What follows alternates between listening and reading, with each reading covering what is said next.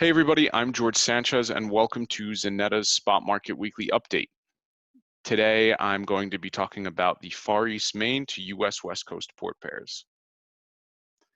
Within the platform, I've loaded up the trends graph to show you the spot market versus long-term contract correlation.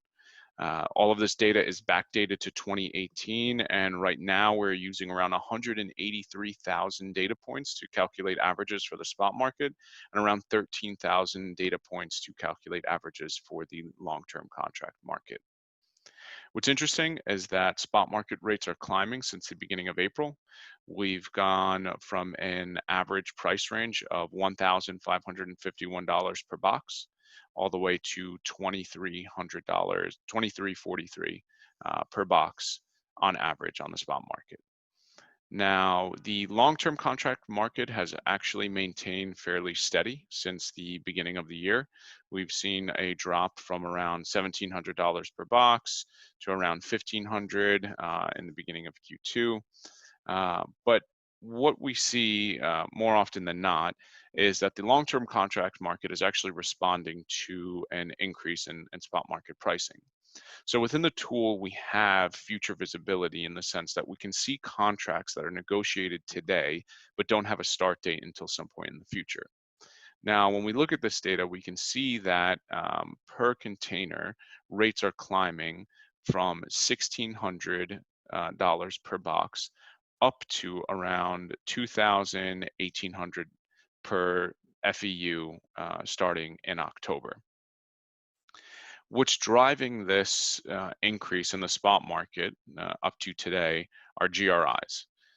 We've seen introduction of GRIs from almost all of the ocean carriers, anywhere from $800 a box all the way up to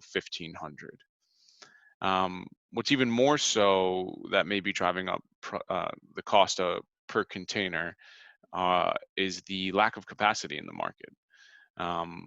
Ocean carriers have been reacting very quickly to economic downturns and production line shutdowns, primarily out of China in the first half of this year. And by removing a lot of capacity and issuing blank sailings, we're seeing that there is an artificial squeeze on the supply and demand dynamic.